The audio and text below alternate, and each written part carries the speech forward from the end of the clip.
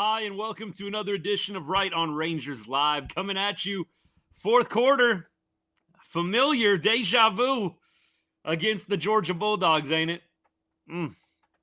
Here we are again. Fourth quarter, trailing Georgia by the score of 21-10. Another, as they were just saying on the broadcast, and I hate to admit it, hate to say it out loud, another Kirby Smart masterclass. Sark, where are you at? Where are you at? And how long is it going to take you to get on this man's level? I hate to say these words out loud. Every single time. You're getting out coached by Kirby Smart, especially in the late quarters of a football game. It leaves me a bit speechless. Trust me, we're going to be hashing it all out. But watching it in the moment, how are you not ready for some of these tricks? How are you not ready for a little trickeration with special teams doing the onside kick? I mean, look, I know there wasn't anything too fancy about that. Kicker just goes ahead, gets that high bounce.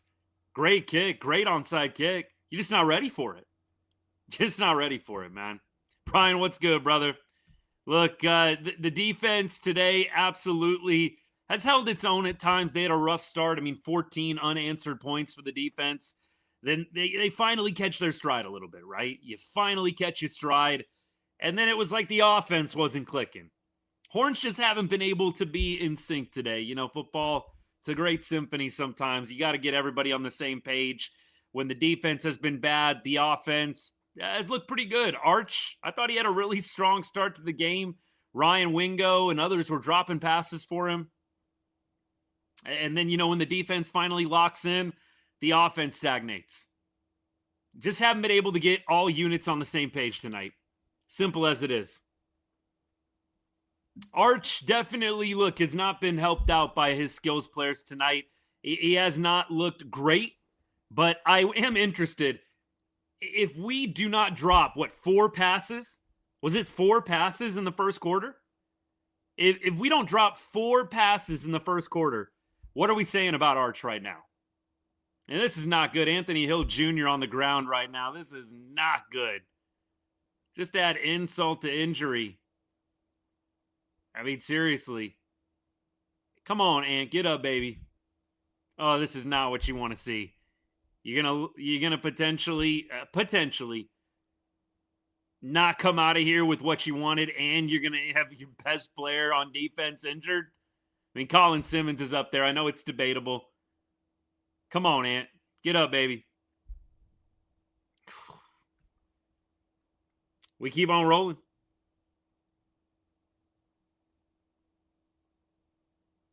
A&M came back. Excuses. A&M came back from 30-3. They could still come back. I mean, do we need to be real? A&M literally playing South Carolina. Come on now. South Carolina at home. Georgia on the road, a little different than South Carolina at home. I really don't understand, just as a little side note, I don't understand just the gassing up, the absolute gassing up of the A&M comeback win against South Carolina. Don't get it at all. Don't understand it at all. But when Texas does it on the road against Mississippi State, it's not that impressive. Makes no sense to me. Just, a gas up fest of the A&M comeback today. You're losing 30-3 at halftime at home to a 2-6 team. Come on now. Why are we gassing that up? And when Texas did it in Starkville, it wasn't that impressive, right? You were supposed to have done it. We were supposed to beat them. Doesn't make a lot of sense to me. Narratives, baby. Oh, y'all like this hat? The hat's 3 sizes too big? Cool. Why do y'all think I care about this stuff? Stop worrying about stuff that really ain't even a deal, man. Let me wear my hat how I want to wear it, baby. But y'all go on, man. Y'all go on. I don't know if you think you're cooking or what. Come on, baby. Blaze of glory, who cares? Leave me alone, man. Let me wear my hat how I want to wear it. Sark needs to go? I don't know. I don't know if I'm going to be Sark needs to go time right now. I really don't. I really don't think I'm there yet. Ryan, I'm with you on that. Wingo's first drop, that was a killer. Texas Tech Red Raiders own y'all? No. I would love to see that game, though. I would love to see that game. How fun would that game be? Texas plays Tech, maybe first round of the playoffs, something like that. Look, I know that the noise this week was Texas maybe makes it into a playoff spot at 9-3. I still have my doubts, man. I have my doubts. 9-3, Texas making it. It doesn't feel right to me. Would I complain about it? Absolutely not. But 9-3, you guys heard that too, right? There was this big push in the media. I felt like multiple people. Joel Klatt was saying it. There were a couple other people saying it. I mean, look, I guess thanks for the help. I mean, I don't know. Another touchdown here. This is getting ugly. Just getting ugly right now.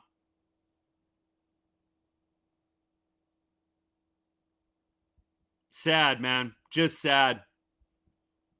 The biggest thing, going back to the Sark comment, the biggest thing that I come away with thinking about this game, you had 2 weeks to prepare for this matchup, man. You had 2 weeks. And look, it was a great first drive in that the plays were smooth. The Longhorns were making noise, driving the ball down the field. Appreciate all the gifts, by the way. I mean, the first drive, scripted drive, was great. The Longhorns just had the dropsies. But after that first drive, it just has not felt smooth at all. No unit has been on the same page at the same time. It's just disappointing coming off of a 2-week bye. He had 2 weeks, man.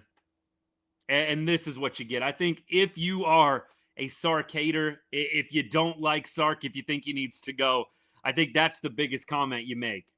You had 2 weeks, and this is what you come up with? This is how your team responds? I know everybody's different coming off the bye. I know some coaches are just outstanding coming out of it. I'd like to see Sark stats coming off a bye week. Is he usually good off the bye? Is it a problem for him? Is it kind of a toss-up? I don't know. I'd love to see those numbers. Maybe I'll try and find them after I get off the show. Maybe I can find them live, but I doubt it. It's just off of a bye is the biggest thing that kills me. No quarterback, not Sark. There's been some questionable play calling. But yeah, I would agree that the players on the field between the white lines have not been outstanding tonight. My comment is, again, if you are somebody that is on Sark's case quite often, that's probably the biggest thing you point to. And at some point, you're losing 28-10 in the fourth quarter in a do-or-die game, and you had 2 weeks to prepare. I'm sorry, even if you think it's on the players, Sark is not going to escape criticism for that. He's just not. Sark is not going to escape criticism for 28-10 in the fourth quarter when you had 2 weeks of prep.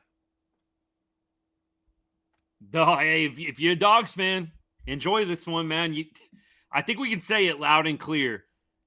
They got our number. Or Kirby's got Sark's number. Maybe that's a better way to put it. I know they've been kind of ham-hawing and hamming up before, the games, texting each other. I know they're good buddies, Kirby and Steve, but, man, Kirby doing his friend no favors at this point. No favors. Look, wise words right here, baby. Insightful analysis. No playoffs for us. Brian, what's good? Apparently, a 9-3 Texas might end up making it. That was the narrative this week.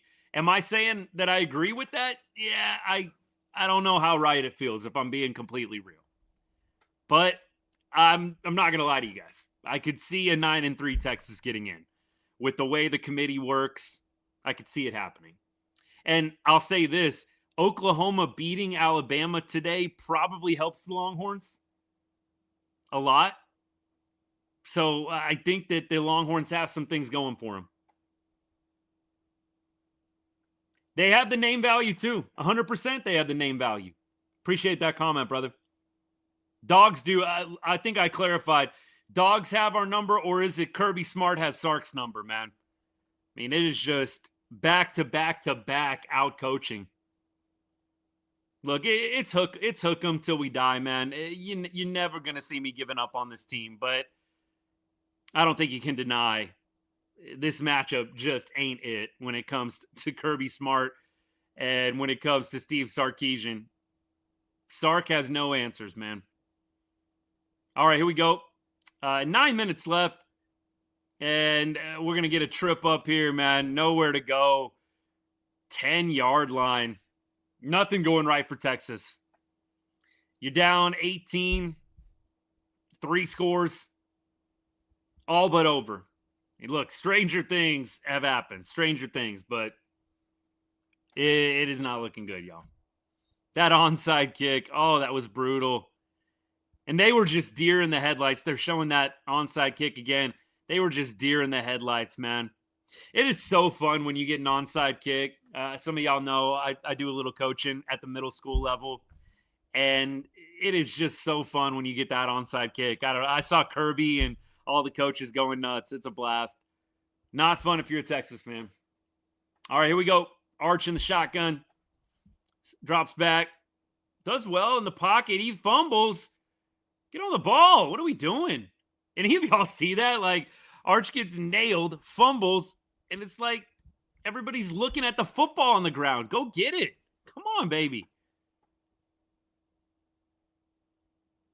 Arch, man. This O-line, man, I think that they had really made some strides, but tonight, the penalties, we've had so many holding penalties tonight. It's ugly. Look, Michael, appreciate you, man. I'm with you. Like, how are you not expecting Kirby to do something on special teams at some point? I mean, last year it was the punt in the SEC championship. It was the fake punt that got us. How are you not expecting him to pull something? And I'm sorry, like, that's just not being ready. That onside kick you're just not ready. I have no clue why you're not telling your guys, look, I know it sounds stupid, but be ready for an onside kick. Be ready for anything. They just got too cozy, man. They got too comfortable. Arch bombs it deep. He's got a man. And it's not going to work out. 4th and 14. This one's over. Over, baby. I don't even know if the onside kick killed any momentum. I just think the onside kick pretty much put the nail in the coffin. I mean, that's what it felt like to me. Griff, what's good, brother? Appreciate you. My issue was call the quarterback run a few series back on 3rd down. The 3rd and 14, is that what you're talking about, TLC? Yeah, look, the 3rd and 14, and you're calling the quarterback run, that made no sense to me. And I do think that's where you get Sark a little bit. Georgia's going to take this one back to the 34-yard line. Yeah, look, if you're going just totally glass half full right now, hold them to a field goal and pray for the best. But this one is all but over. TLC, this is an interesting point. Would have been good to see Arch play with the 2 previous years' teams. Ewers had better teams around him. Is that a debate? I've actually had the same thought. What do y'all think about that? Did Ewers have better teams around him? I think last year's team was pretty dang good, man. I mean, that last year's team, they were good. They were real good. And obviously there was some turnover on the offensive side of the ball this year. It's an interesting debate. O-line was definitely better last year. I will say that. The O-line feels like they imploded tonight. The penalties, just ridiculous, right? I mean, just ridiculous with the penalties. I mean, so many holds. You had false starts tonight. The O-line really had made some strides. I'm just disappointed. It's not all their fault. I mean, we're not sitting here blaming them. We're not sitting here blaming them, but you've got to look at them as one of the key culprits tonight, just not giving a good pocket, causing penalties, causing backups and drives, killing momentum. Just really unfortunate. Manning looks like Burrow 2.0 out there with that O-line. Little bit. And now the Texas defense is just getting gashed. Just getting gashed, man. You know what I've been thinking about? You know, we've got all this talk about scheduling in the non-conference games. You know, in Texas obviously schedules Ohio State and they lose right away, game 1 of the season. And there has been a big narrative. I don't want to punish teams for taking those big out-of-conference games. You want teams to actually play in those games. If Texas does go 9-3 and they don't make it in, I do wonder if they're going to start shifting their philosophy a little bit. schedule a Samford like A&M did. I mean, seriously, I do wonder what is going to happen with the scheduling if you've got a 9-3 Texas team that doesn't make it. I mean, if I'm Del Conte, I'm definitely considering not scheduling teams like Ohio State right off the bat. I mean, look, you don't see a lot of other teams do it for a reason. And I think you're kind of seeing that reason play out. Game 1 is so tough too, isn't it? Right off the bat. All right, here we go. Within the 10-yard line, a little end around. Texas is going to make a stop at about the 5 or 4. So it's going to be 3rd and goal from the 4-yard line. Absolutely, Tristan. Appreciate you, brother. Coop, appreciate you tuning in, man. Sorry about that loss, brother. That hurts. Know the feeling. Curious if either Sark or Arch is on the team next year. Definitely Arch is going to be around next year. Like 100% Arch is going to be around next year. And I don't see Sark going anywhere either, TLC. I don't see either of those guys being anywhere. Sam Houston and UTEP. I mean, yeah, of course. But, I mean, look, there's not a lot of other teams that played Ohio State in the non-conference in the SEC. Didn't see it. Didn't see A&M playing big-time, crazy teams like that. Other teams as well that are up in the top 10. Haven't seen it. I guess you can champion Notre Dame. I know the Aggie faithful champion that Notre Dame game. Cool. I don't think Notre Dame's on Ohio State level.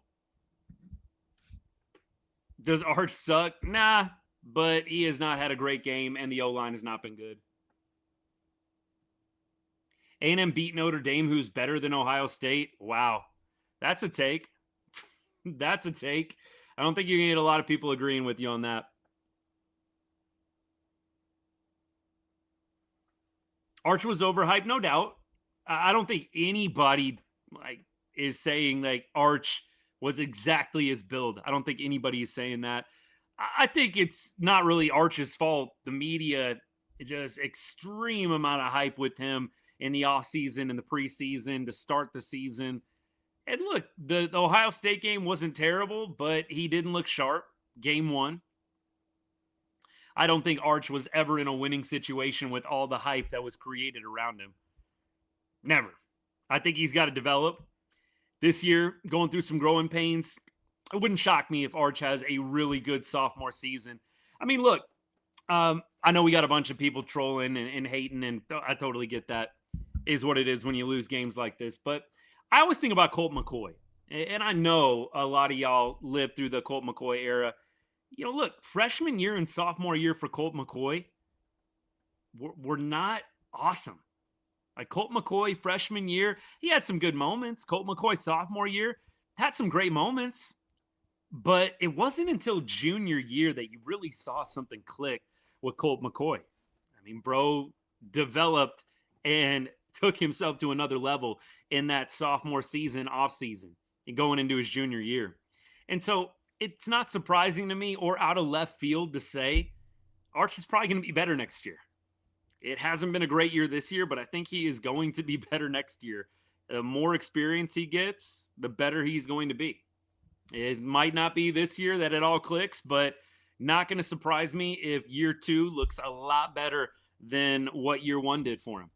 And look, I know he got a little bit of time here and there in some of the Ewers years, but nevertheless, I think next year is going to be much better. Colt McCoy was a very solid backup in the NFL. Shoot, he beat the Cowboys.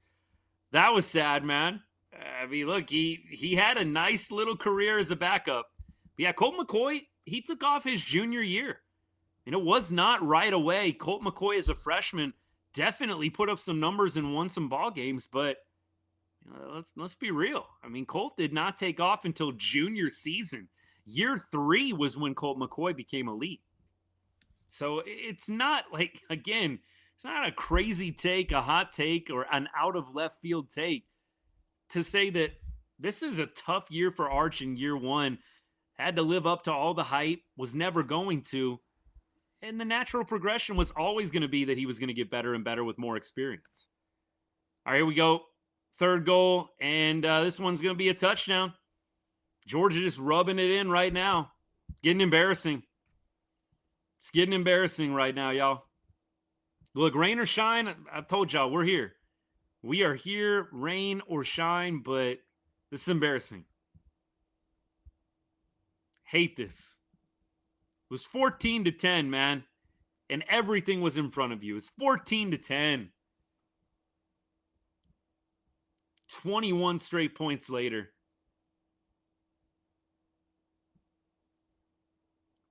And, Georgia's been good this year. They really have been. They lost to Alabama.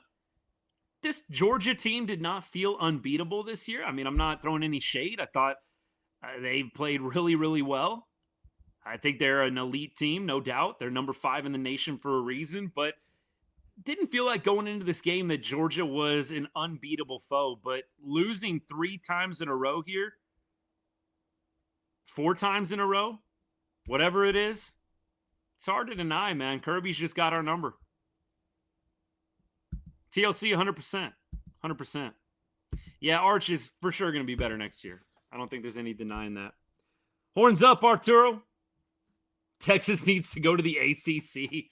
ACC is terrible, ain't it? Jeez. ACC is bad. I mean, there's your argument right there for doing away with the automatic bids. ACC, do we really want an ACC team in the mix? Hey. Texas is no longer welcome in the Big 12. I know y'all are done with Texas. I know y'all are ready to see Texas go down. Gig 'em, Michael. I know you were sweating out that win earlier today, brother. I know you were sweating that win out. 35-10, man. Don't be calling ACC terrible when Texas exists, please. Texas would dog walk any ACC team. I don't even think we need to debate that. Liam, Corey, enjoy it. Enjoy it. Look, no CFP. We'll see. What I heard, at least the narrative coming into this matchup was if Texas beats Georgia or A&M, they're in. I mean, assuming that they beat Arkansas next week. That was the narrative. A lot of people were saying, I mean, look, for what it's worth, Texas beats either Georgia or, not and, or A&M. You might see a 9-3 Texas in the mix. Y'all would lose to Georgia Tech. Doubtful. Very, very doubtful. Now we get something going. Let's see if we can make this score a little bit more respectable. Brian, that's what I'm saying. We were down 4 points like 5 minutes ago. Heck happened, man. Arch dropping back. Throws one over the middle. Endries with the catch. Flag on the field. Shocker. How many flags does Texas have tonight? Disgusting number. I don't even want to look. We are at 9 flags. I thought for sure we'd be at double digits already. This might be number 10, though.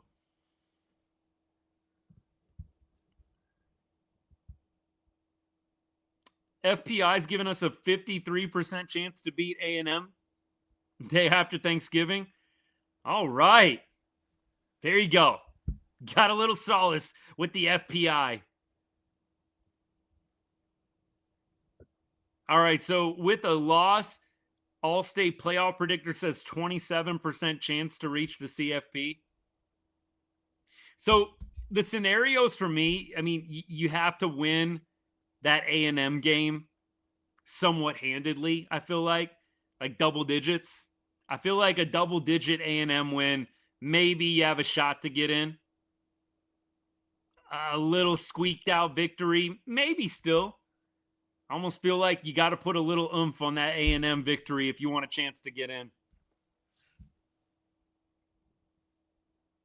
I can't believe you got me defending A&M. Whew, I mean, I'm sorry. A&M, man, what if they would have lost today? That would have been wild. I mean, look, a part of me, it's probably good that A&M won today if you're a Texas fan. And let me explain why. If A&M loses today, everybody's thinking A&M's not that impressive. A&M's not really that good. And then if we beat A&M the day after Thanksgiving, which I think Texas has a shot to do, that win is now not as impressive. I mean, you beat A&M now that they're going to be coming into that matchup most likely undefeated. That's what gives you the ammo to say, hey, we deserve to be in the CFP. That is what gives you the ammo. So I think with losing tonight, it's actually a godsend that A&M won today. I mean, I know that there were a lot of Longhorns fans cheering for an A&M loss, and I found myself cheering for an A&M L2. But you absolutely, I think, need to be thankful that A&M pulled out that win, because them being undefeated going into the Lone Star Showdown is about the only thing giving Texas a lifeline in the CFP. Aiden, appreciate you hanging out, man. Yeah, the one flag, I'd have to break down the film and go through every single play. I mean, one flag tonight on Georgia.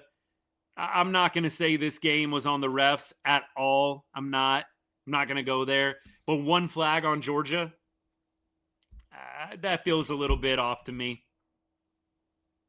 But, you know what, look, Texas hadn't played well enough. We're not making it about the flags. But one flag, really? I can tell you right now, if you've been around the game, if you played the game, if you coached the game, you know that's not accurate. One flag. Oh. McJ, you might be right, man. You might be right on that. Kirby never would have called the onside kick.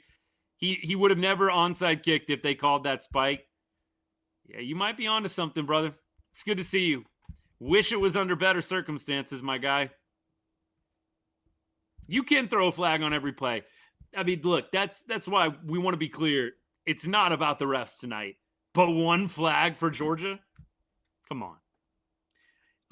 We're already saying Arkansas is going to beat Texas. One of my best friends lives in Arkansas fan. I was joking with him today, man. Arkansas is such a weird team. I mean, we know they took it to A&M, almost knocked off A&M late.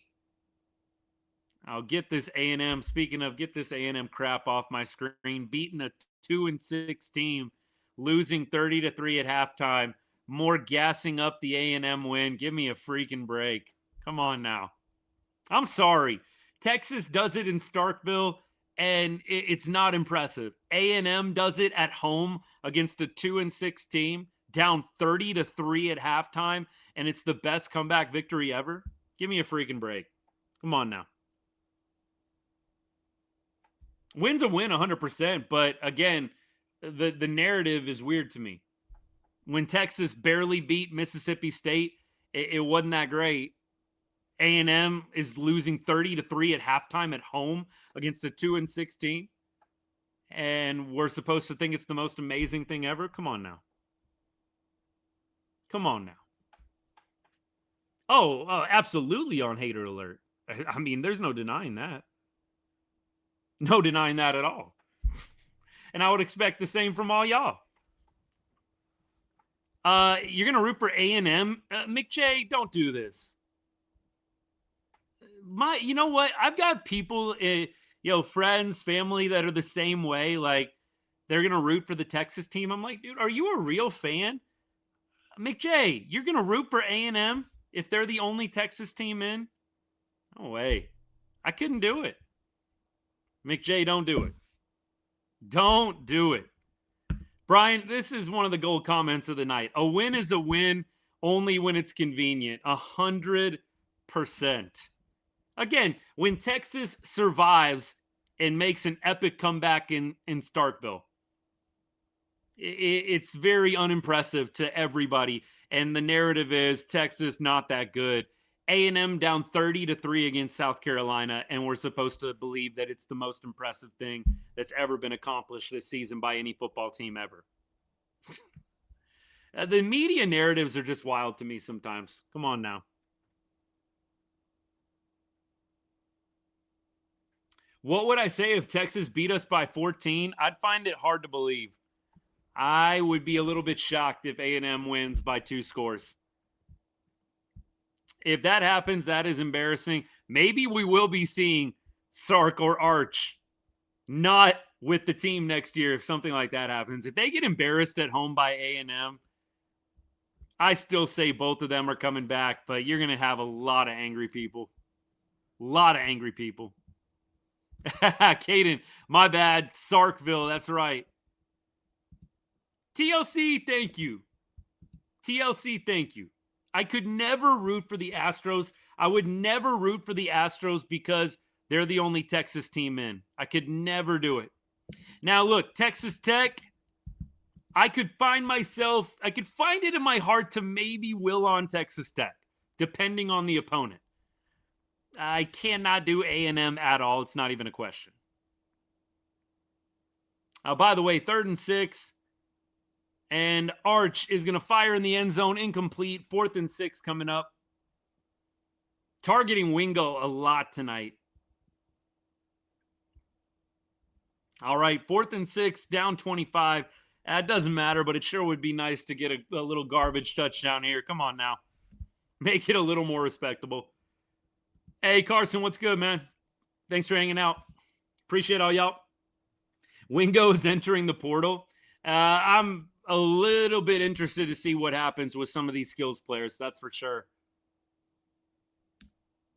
Sooner fan. Hey, look, I got to say, in a weird way, well, it's not even in a weird way because the Sooners winning today helped Texas. The Sooners winning and the Aggies winning helped Texas today. It did. It really did. The Sooners winning only is better for Texas. They beat a top 5 team, and now all of a sudden, we've got that win looking pretty good at the Cotton Bowl. And now, if you end up beating A&M at the end of the season, you got a win that's looking pretty good over a top 3 team in Texas A&M. We'll see what happens. McJ, all right, I forgive you, brother. I forgive you.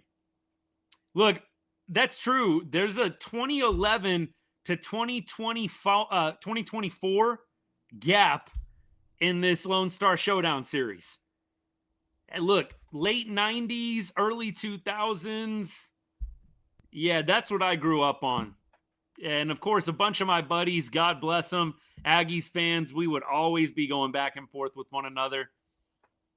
I did not have many friends that were Longhorns fans growing up. A couple here and there in my family, a bunch of them big Longhorns fans as well. But, yeah, the A&M rivalry, I think for me, the A&M rivalry I'm a little more passionate about than the OU rivalry. It's very close. Very close. But I understand. TLC, no idea what was happening on that last play. Honestly, it was so depressing to me. I didn't even comment on it, brother. Like that's what's been going on all night. Talking about that last play where Texas turns it over on downs. Pretty nice ball to the back pylon. And you've got receivers, skills players once again out of sync. Is what it is. Tanner, Texas fight, baby. Lots of refs missed calls on Georgia today. Well, look, one penalty. We all know that's not legit. One penalty on Georgia today, but it's not the reason why Texas loses this ball game. It's not. Texas melted, man. You're down 14-10, and you totally crap the bed. You totally crap the bed. There's no other way around it. Texas on third down, 2 for 12 tonight. That's one of the big stories. Possession, 33 minutes to 24. Georgia, almost 10 minutes more of possession. That ain't it. You look at the box score. Arch, 27 for 43, 250, touchdown, and an interception. On that interception, the ball was not thrown well. That was another play that probably should have been a penalty on Georgia. Would have negated the interception. You know what bugs me as I think about this one, and I'm looking at the box score right now? I mean, Wisner did not run the ball poorly tonight. Wisner did not run the ball poorly. I mean, I'm looking at Wisner's numbers right now. Bro went 8 for 33, averaged 4 yards a carry, had a long of 16. Why did they go away from the run? It was 14 to 10. And I know at one point it's 21 to 10. It's 21 to 10 with a full quarter left to play. I don't understand the abandonment of the run. Wisner was actually, I think, doing pretty well against this Georgia defense. It wasn't domination, but they were getting 4 or 5 yards at a time on the ground. Good luck in the Armed Forces Bowl. Yeah, I don't think so. Pop-Tart Bowl? Should we switch to baseball talk? We'll throw it in there every once in a while. We're going to do a little preview on the game for next week as well. And we'll continue to take comments and questions all on the way. McJay, you think Luis Arise is coming to the Rangers? I don't know how I feel about Luis Arise. I really don't. Dude, I like he puts the ball in play, but I don't know. We'll see what happens. Very curious offseason ahead for the Texas Rangers. On the flip side for Georgia, 34 carries for 132, now 133 yards. That's the commitment to the run that I think Sark should have probably gone with today. I mean, the Longhorns ran the ball 16 times. And I know that some of that is Arch Manning, negative yardage. I do not understand why they went away from the run today. Frazier, 16 for 72. Gunnar Stockton, 6 for 29. A lot of different receivers catching it for Georgia today. Just a disappointing day, all in all. Hey, user 187, I appreciate that. I'm going to take that as a compliment, brother. Enjoy the win. Enjoy the win. Dogs fans, don't you dare make alliances with the Aggies. Come on now. Y'all are better than that. Come on now. No. No. All right, glad the defense is playing tough now. They shutting down the run now. 1 minute and counting. No timeout from Sark. Georgia going to punt this one away. Or who knows, maybe they'll kneel it. 53. They'll probably punt it away here. Little bit of a difference between the play and the game clock. Yeah, look, Texas coming into this game, a lot of people were backing them. I think the story that I read pregame, Texas this week, beginning of the week, 7-point dogs. I think it was on Sunday or on Monday. And by the time we kicked off, it was down to about 4. The line was down to about 4. So you had a lot of people backing Texas. And it ended up being a 25-point blowout. Not even close. College football playoff rankings being shown right now. Texas Tech going to be a top 5 team. That's wild. That is wild. Texas, I think, probably, they probably dropped down to maybe 14 or 15. I don't see them dropping out of the top 15, losing to Georgia. I think the loss of 25 points doesn't look great, but I still find it hard to believe they drop further than 15th. We'll see what it is on Tuesday. Is Arch still out there, or do they got Caldwell in the game? Arch is still out there, man. Don't know if I get that. I mean, and don't know if I get running a play there. Come on, just get the ball to the end of the game without getting anybody hurt. Shoot.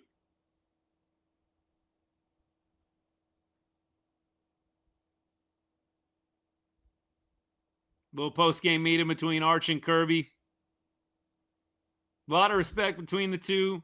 Kirby talking before the game, saying that they're pretty good friends. Kirby beat up on his buddy today, that's for sure. 9-0 at home versus top 10 opponents under Kirby Smart. It's impressive. Look, I said it coming into this week. Got a lot of respect for Georgia. What Kirby Smart has done with them is so impressive. He's one of, if not the best coach in college football right now. I don't know who you would say is a better head coach at this point than Kirby Smart. I really don't know who you're going to throw out there. Kirby Smart, I think, is the best coach in college football. I mean, I know he obviously has been up and down at times with winning the championship, not winning it, but the man's won multiple championships. Team's always relevant. I think he's the best coach in college football. Wish I could say that about Sark. I really do. Could Texas beat Texas Tech? It'd be a good game. It would be a good game. Transfer portal mass exodus, I doubt it, but there will be some guys that leave. A few years ago, Georgia was rolling everyone 100%. Lane Kiffin put up much more offense on this team. Yikes, man. I would have to look at that game. Like, what did they do different than us? But shoot, not good. Just not good. Sark, I think, is going to definitely have to answer a lot of questions after this one. Man, I know the Austin media asks him some tough ones from time to time, but I feel like this is definitely a game to ask the tough questions. I think, it's just that classic blue blood environment. It's a big program. It's a big name. I think what Georgia was up there, that would have been interesting. That's a big what if. I don't think Pete K is going to be jobless. Pete K, I feel like, has done a pretty good job with the defense, McJay. I don't think it's been terrible. And it's tough when your offense only scores 10 points. You're not going to win a football game. Now, giving up 35, yeah, that's not good. But look, the back got broke early on in the fourth quarter. And then Georgia just running it up from there. Let's see. Money, Brian, you're right. Money probably was a big reason why Arch went to Texas.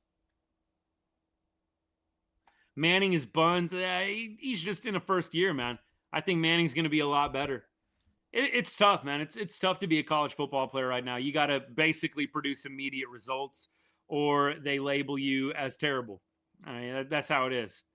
If you are hyped, if you are getting paid a lot of money in NIL, you're supposed to be good right away. No exceptions. And when you look at some of the great quarterbacks in the college football game in history, not all of them were great year one. And that would be my biggest thing that I push back on anybody that's saying Arch Manning's a bust or he's terrible. There's not a lot of quarterbacks that automatically pop in year one. It's an elite class. I mean, we talked about Colt McCoy on the show earlier today. Colt McCoy in year one was not the Colt McCoy that was competing for national championships his junior and senior year. Texas defense undisciplined. The offensive line is undisciplined. The offensive line had so many holding calls and false starts tonight. Who y'all talking about? Y'all are talking about the cop at the A&M game? Somebody did a slow-mo on the cop at the A&M game. And it actually looks like the South Carolina player is trying to get out of the way.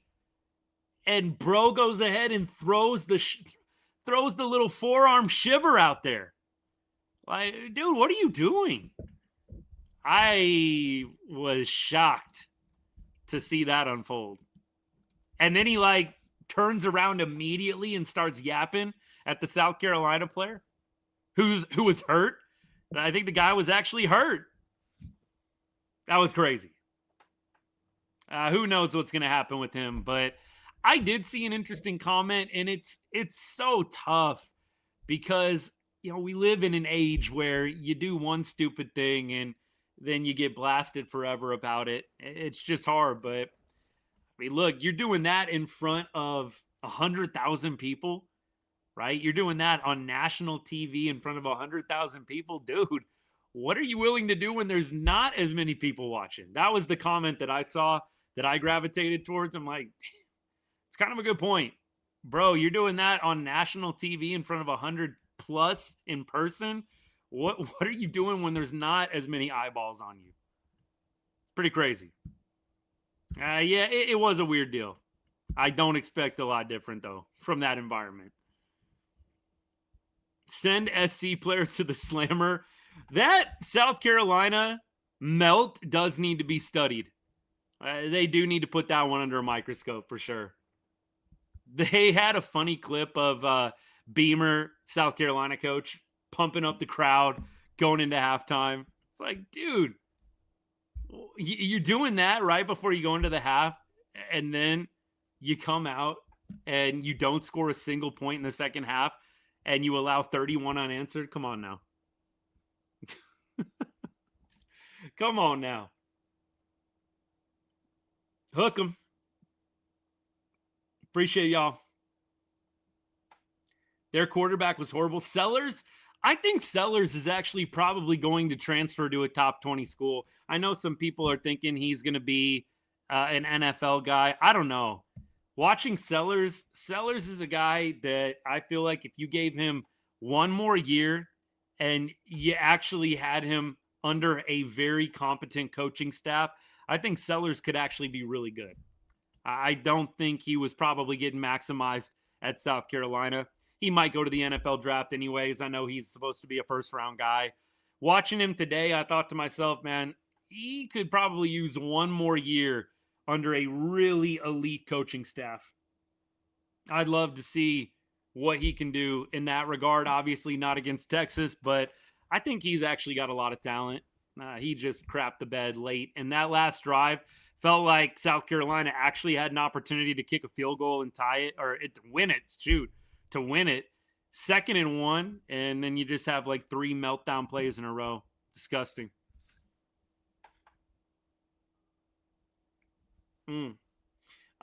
Kyle, what's the, just out of curiosity, because I don't profess to know what Georgia does with their money. Doesn't Georgia spend a lot of money in NIL too? I don't know. It feels like a weird point to me if you're a Georgia fan and you're trashing Texas for all the money it spends. I mean, genuine question. Are we assuming Georgia doesn't spend a lot of money in NIL? That seems a little bit odd to me. Don't know. So you guys let me know. I find it a little hard to believe Georgia isn't spending quite a bit of money in NIL.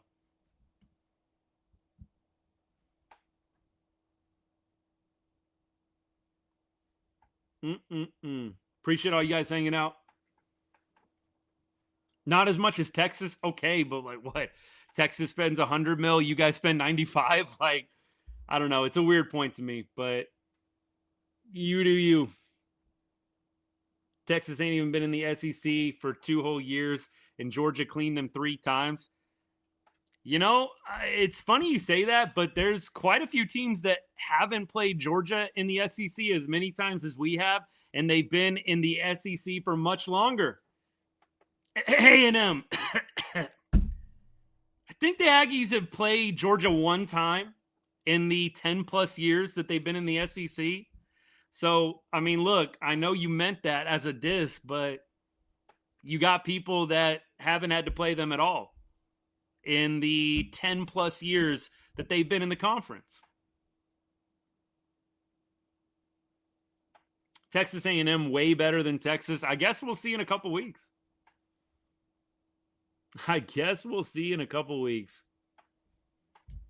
Who got the tougher schedule? I would say Texas has a tougher schedule than A&M. I don't really even care what the numbers say. A&M has played, I mean, you look at the standings right now, A&M has played pretty much all the bottom feeders of the SEC. I don't even understand what we're talking about. But I know that A&M fans do like to throw out the preseason rankings as like the shining star reason why the schedule is so tough. All right. Dogs over A&M, 100%. 100% dogs over A&M, Will. I would cheer for Georgia a million times before I ever cheer for A&M.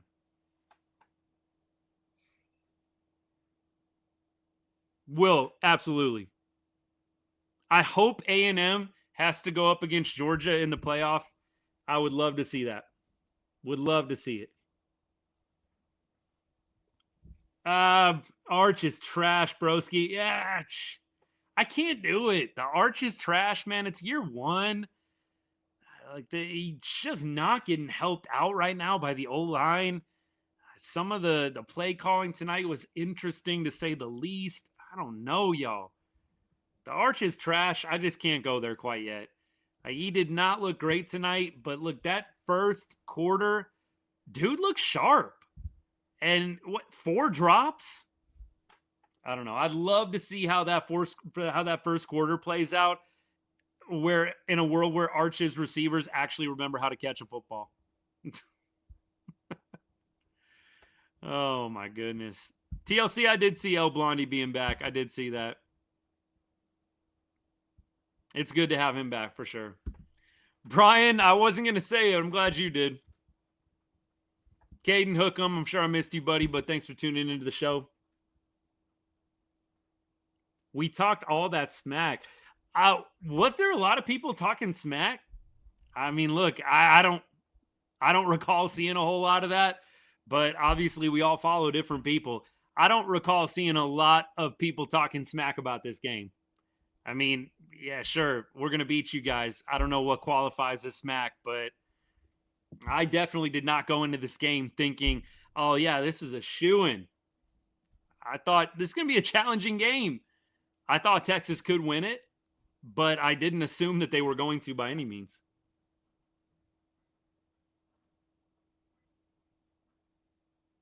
Texas is going for that Pop-Tarts Bowl championship. They might still make the playoff. That is what's going to piss a bunch of y'all off, is that they might still just make the playoff. If they beat Arkansas and then they beat A&M, they might still be in. Y'all, and a bunch of y'all are going to be really sad, real upset. 3 losses, you never know. They're already laying the groundwork for that. Y'all know that, right? They're already laying the groundwork right now for a 3-loss Texas team getting in. Duck, it is a big if. It is a big if. But if they beat A&M, I mean, I think the scenario that I mentioned earlier, you beat Arkansas, you take care of business against them. You go and you beat A&M, maybe by double digits, 10, 14, whatever it is. I think that they've got a pretty good argument. I don't think that it's going to be 100%, but I do think if they take care of business the next 2 weeks, they've got a shot. They've got a shot. Beat A&M, y'all could barely beat Kentucky. Well, that's a stupid argument. Couldn't I just say y'all barely beat South Carolina? I mean, I don't know. Do we really want to go there right now? Do we really want to throw that point out there like it's gold when A&M just barely beat South Carolina? Come on now. Logic, please. Logic. Why are we going to throw out Texas barely beating Kentucky? If you're an A&M fan, why would you throw that out there? Like it's any kind of burn when you just barely beat South Carolina at home by 1, down 30-3 at halftime. Makes no sense to me. Texas needs a new quarterback. Not going to happen. As much as a bunch of y'all I know are wanting to see a change, it's not going to happen. And I like Matt Caldwell.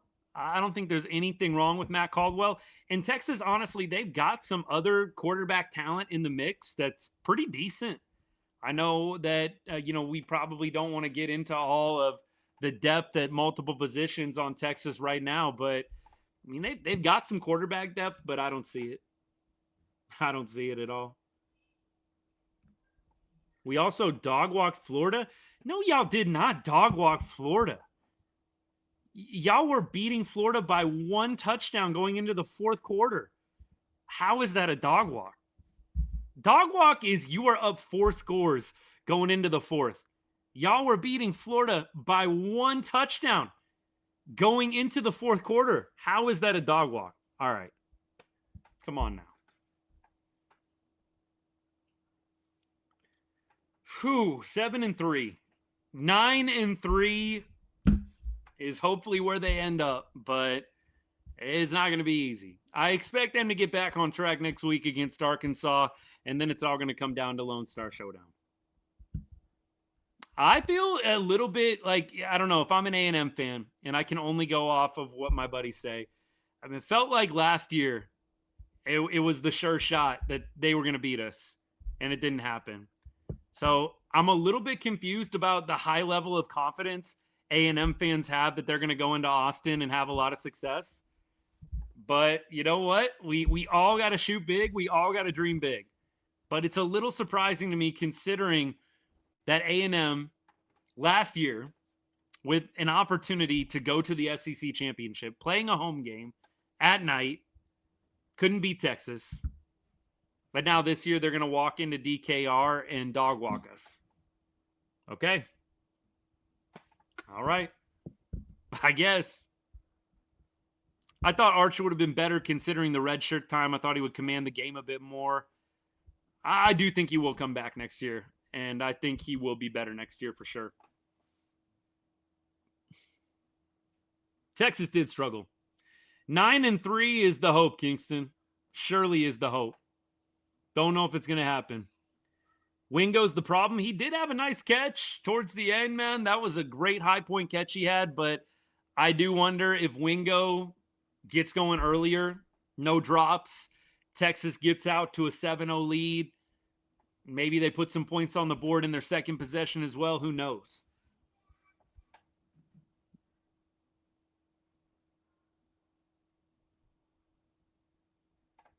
Starting to think Sark is leaving at this point. Fergie, I don't know about that. I think NFL is always going to be of interest to Sark. I know he came out and denied it big time, a couple of weeks ago. I think the NFL is always going to be an interest to Sark, no doubt. But it feels like if you're going to leave when you're at least going out a little bit better. I don't know how this season is going to play out. We'll see what happens. That is going to be interesting. Them dogs are hell. Yeah, I don't have anything to say on that one. Kirby and the dogs, they got the Longhorns number right now. Maybe Texas fans will start to be more humble now. Like I said, I didn't see a lot of the smack talk. Like, we're going to be, coming into Athens and killing y'all? I mean, I didn't see a lot of that, but Rob, that's just me. I didn't see a ton of that. But we all follow different people. I'm sure there were some knuckleheads thinking Texas was going to come in and dominate. Never did I say that. I think if Texas was going to win this game, it was going to be hard fought and close. And for a second it was 14-10 in the second half. And then Georgia happened. Texas don't talk as much as A&M. It does feel like that is accurate. I feel like I see a lot more A&M yapping than I do Texas yapping. But like I said, we all follow different people on social media. But it is surprising to me how many A&M fans just assume that game next week, in a couple weeks, is going to be a blowout. Yeah, I heard a lot of that last year, though, too. It didn't go so well. We couldn't catch a cold tonight. Robin, 100%. One of the gold comments of the night there. Yeah, the receivers early, skills players were just not helping Arch. And like I said, I think going away from the run, I think they could have ran the ball a lot more tonight with Wisner. 8 carries, 33 yards. And then inexplicably just went away from the run. I thought they had plenty of time left. I didn't really think there was a lot of reason to go away from the run, but they did. And we ended up where we ended up. Chris, that was my biggest takeaway. You had 2 weeks. If you're Sark, you had 2 weeks to prepare. And this is what happens. I mean, you had 2 weeks to prepare for Georgia in Athens, and this is what you do. Look, the first drive, it was a great script. They should have gotten a touchdown out of the first drive, had the dropsies throughout the first quarter. First drive should have been a touchdown. Sark did script a really great offensive series there. It kind of felt like they didn't get what they wanted out of that series, though, and it was all downhill from there, and not in a good way.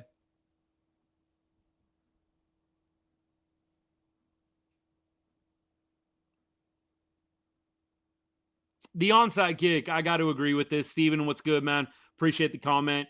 The defense absolutely was on for you guys tonight, and I do agree the onside kick was the turning point. It wasn't looking good after that touchdown anyways.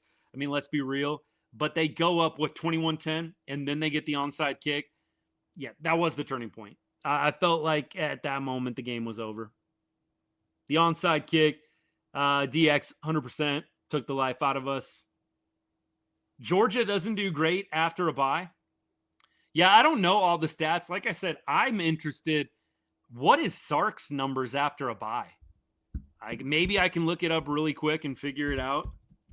Steve Sarkisian record after a bye. Let's see. See if AI comes in clutch here. 13-4 career record after a bye, apparently. He lost against Florida coming out of the bye. Oh, man, did we even talk about that angle? Wow. So he lost coming out of the bye to Florida, and he lost coming out of the bye to Georgia. That hurts, man. I did not even realize that for this season. That hurts. So the 2 games that you have coming out of the bye, this is how you look. That's ugly. And Sark actually, I mean, look, 13-4, not like terrible. Jeez. Marshall, what's good, man? Sorry, man. I'm just checking my Instagram right now. Appreciate you, brother. Arch is not the issue. I tend to agree. I think that there's a number of different things going on around Arch that are not ideal. We talked about who had the better team. Did Quinn Ewers last year have the better team or Arch this year? I think Quinn had the better team last year. It would be interesting. Arch, how does he do with last year's team? We'll never know. But those are the kinds of interesting conversations we like to have on the show.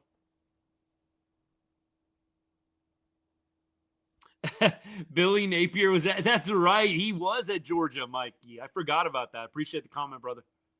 Sark needs an O coordinator, and our D coordinator needs to get in the box. That struck me watching tonight. You know, we've got a number of different ways to do it, but having your D coordinator up in the box, I mean, look, it makes sense. I can understand why some guys like to be down on the field. I do get it, but when you are up in the box, you can see a lot more. I really do feel like you can. You have a little bit of an advantage. You can kind of take yourself out of the moment. It's an interesting point. Mark, I'm with you. I'm with you. Do I think UGA are serious title contenders now? I don't know if anybody ever thought they weren't. Were people thinking that they weren't serious title contenders? Y'all tell me. Y'all Georgia fans tell me. People were thinking Georgia wasn't a serious title contender. I don't know. It doesn't feel like there's anybody this year that is just incredibly dominant. Even Ohio State. I don't look at Ohio State and think unbeatable. Texas, they almost won against Ohio State in the shoe. Arch Manning had the ball in the fourth quarter with a chance to tie the game late. It was 14-7. I mean, look, I don't know who was saying Georgia's not a serious title contender. I think that it's pretty wide open right now. Georgia, to me, looks like one of the more dominant teams. I know Oklahoma stock is surging right now. I know everybody is all over A&M and the epic comeback over lowly South Carolina. Feels pretty wide open. I don't know who was doubting Georgia, but it seems kind of weird. Look at my Aggies and see unbeaten. Horns can't say the same. Well, we'll see what happens in a couple weeks, won't we? We will see what happens in a couple weeks. It was Ohio State's quarterback's first college game ever. DK, couldn't we just flip that the other way, though, bro?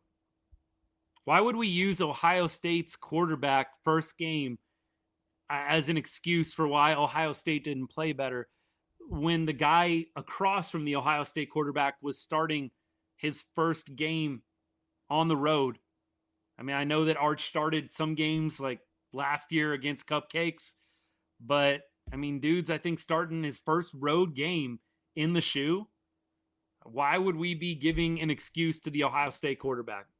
That doesn't seem logical, but that's just me. Appreciate the follows.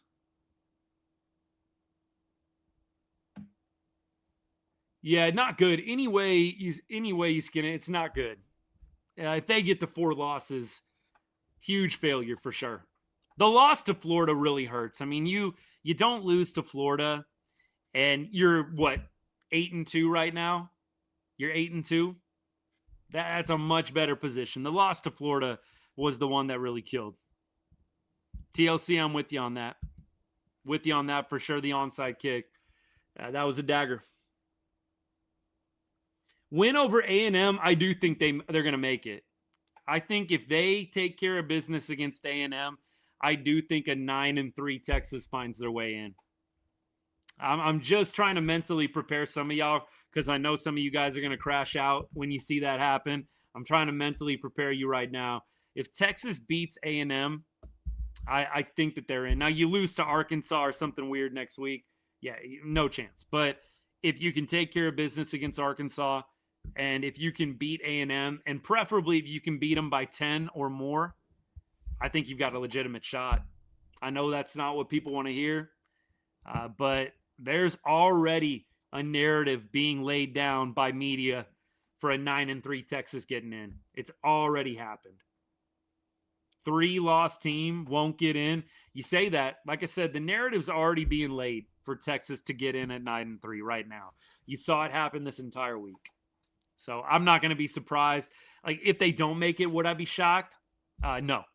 But I think that you've already got people lobbying for Texas, their strength of schedule, who they played, and if they beat A&M, who's probably going to be, number 3, number 2 at the time, as long as they take care of business against Samford, that is, I'm sure that that'll be a joy of a game to watch. I think that they have a legitimate chance to get in. I really do. Rick, I disagree. I don't think it's a definite. I could see it going either way. Appreciate the comment, brother. You lost 35-10. That alone should keep you out. I don't think it will. I don't think it will at all. I think if they beat A&M, it's going to be a very good chance. Ashley, I appreciate that. I rooted for you guys today, and I'm glad y'all won because the Sooners winning does make Texas look better. It does make Texas look better. Appreciate the comment, Ashley. Thank you. Todd, look, I know that some of y'all are rookies to this A&M Texas rivalry. This is not a rivalry that always makes sense. I'll just say that. Y'all think A&M is just going to dominate Texas in Austin. You think it's that easy. Most of the time, it's not. That's, in fact, what everybody said was going to happen last year. You remember, Kyle Field, Quinn Ewers. A lot of people didn't think Quinn Ewers was that good. And Texas went in and took care of business. A&M was little brother once again. So anybody thinking that it's going to be easy for A&M to come into Austin with Texas season on the line, because it will be, there will be more national narratives about Texas getting in at 9-3. You watch, mark my words. That's what you're going to see a lot this week. A lot of people will still be saying 9-3 gets Texas in. And you guys know all the committee members are watching media. They are. They're not quarantining themselves off. They see it. And I think that the argument in and of itself really isn't that bad. I mean, the Florida loss is not good, but you lose to number 5. You lose to a number 1 at the time. And the teams that you've beaten look pretty good at this point. Still very much in the conversation, Will. It's not a foregone conclusion that Texas wins out and gets in, but I do think you beat A&M. You've got a pretty good shot of convincing committee members to let you in as one of the late seeds. Is that really an unpopular opinion, Tommy? Is that really an unpopular opinion? I think a lot of people enjoy college football more than NFL. I mean, I love NFL. I really do, but I like college football a lot, man. It is great. Hey, appreciate you cheering on the boys, even though it didn't go our way tonight. Tommy, good to see you as always, man. Ashley, I've heard that, we're just never going to know, right? Because Mateer after the game said, he was all good. It's no excuse. I mean, I'm very curious. I would love if we could always play out the what if scenarios. I don't think that that's going to get held against Texas. I don't think that the Mateer loss is going to get held against Texas in any way. I do think it might help OU, actually. And what I mean by that is I do think that OU has the argument, well, Mateer wasn't at full strength. We lost to Texas. And we've beaten teams when Mateer is at full strength. Alabama today. So in a weird way, I think it is going to be something that OU can probably point to, a narrative that OU can strike up, but I don't think it's going to negatively affect Texas. I think that most people are still going to look at a game like that, neutral field, top teams playing each other. Yes, Mateer is important. Yes, he probably wasn't at full strength, but he did still play. Texas did win. I don't think that anybody's taking that away from Texas, but I do think if I was an OU fan or if I was an OU media member, I would be drumming that up as loud as I possibly could. As loud as I possibly could. How do I look at the UK OT? I don't think that either one of those games looks great for Texas. The Kentucky game does not look good. Kentucky beating Florida handedly, last week? That was painful. I do kind of think it's interesting, Tom, and I've talked about this already on the show. A&M comes back against a 2-6 team at home after being down 30-3, and it's like the best thing ever. Greatest accomplishment of the season. And Texas did that same thing against Mississippi State, and everybody was basically saying not that impressive. We know how this goes in college football, right? We all know how this goes. It's always about narratives. It's always about a little bias here and there. It really is. And look, Texas gets plenty of help from the media and bias. I have no illusions about that at all. And it's a big reason why I think some of y'all are going to be disappointed if Texas does win out. I think they've got a legitimate shot to get into the playoff. I know some of you guys don't want to hear that, but yeah, I think it is a very possible thing. Texas beats A&M, Texas beats Arkansas, and they find themselves sneaking in. I would probably, if I had to pick UGA or A&M, I'd pick UGA. I think Kirby Smart's a better coach than Elko. I don't know. I don't think I could pick against Kirby Smart in a game like that. Kind of depends on where the game is, maybe. I mean, if it's in Athens, if it's in Kyle Field, I'd probably still pick on Georgia, even if the game was at Kyle Field.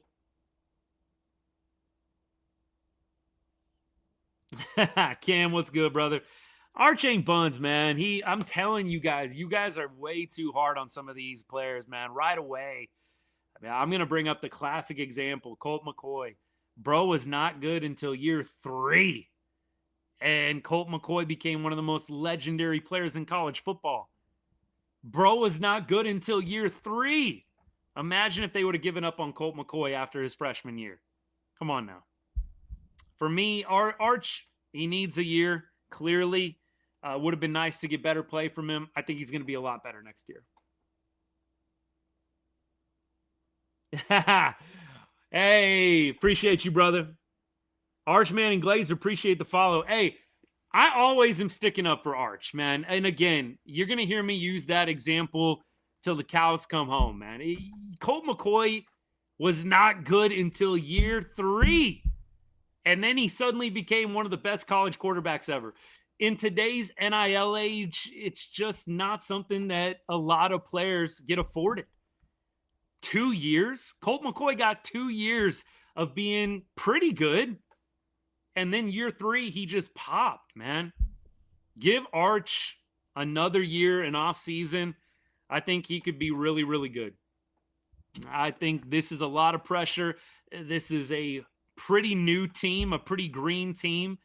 They had to turn over quite a few positions this year. I'm just not going with Arch's trash, Arch's buns, man. I can't do it. It's very short-sighted. In my opinion, college athletes shouldn't be getting paid. That's a tough one. I think that they need to do a better job regulating it, Tommy. But I don't know if I would agree not getting paid at all, but I think regulation is an issue. McCoy had a real coach. I think that you can definitely lay some blame at the feet of the coaching staff a little bit with Arch. It is wild to me. You had 2 years of Arch sitting. You had an entire offseason knowing that Arch was the guy, and he's still looking a little rough out there. It's hard to simulate game situations completely, but I think you have a point there.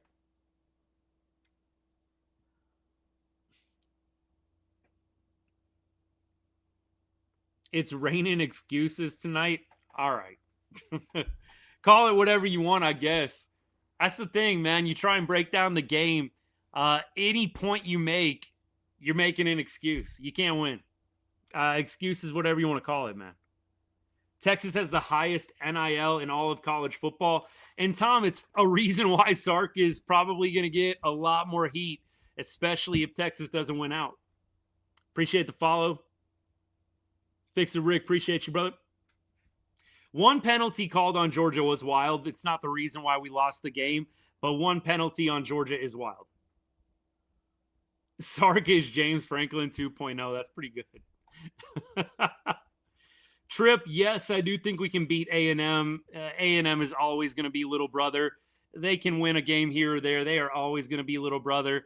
They always think that they can come in and knock us off, and it doesn't end up going well for them more times than not. I mean, check the scoreboard in the history of the rivalry. All of my words will be confirmed there. We heard a lot of yapping with the game being at Kyle Field last year. A&M was for sure going to the SEC championship. No way Quinn Ewers was going to get the job done at Kyle Field. Yeah, how'd that go? How'd that go?